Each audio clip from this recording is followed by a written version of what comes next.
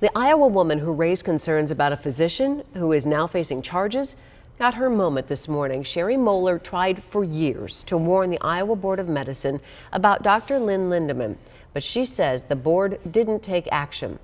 KCCI's Kayla James was there as Moeller spoke to the board in person for the first time. Kayla? Yeah, and Stacy, for the last 3 years, Sherry Moeller or a member of her family has spoken at every Iowa Board of Medicine meeting virtually. But over the last month, things have changed. Lynn Lindeman was charged of sexually abusing a child. He then agreed to temporarily stop practicing. And today, Moeller drove to Des Moines to say in person, "I told you so."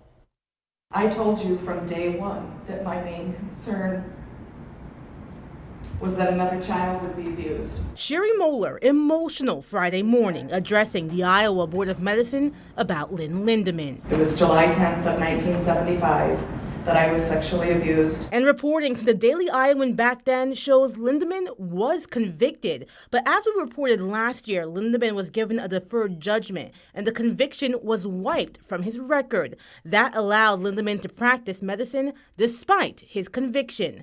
48 years after the abuse, Moeller is still fighting for something to be done about Lindeman.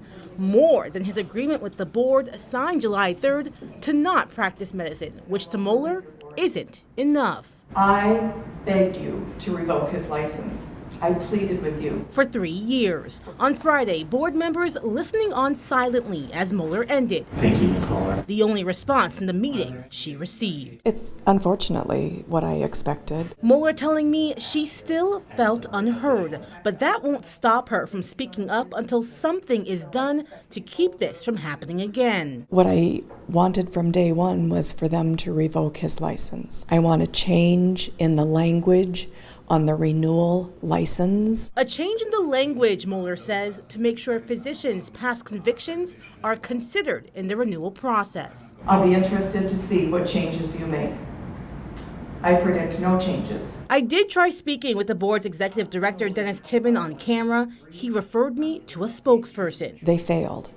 The board failed me a long time ago, and more importantly, there's been another victim. Before Moeller drove back home Friday, she made sure to leave her mark. Would like to speak as well. Dropping off copies of this newspaper article in front of board members, featuring a recently written article on her efforts. And I've told them that from day one, I'm not going away.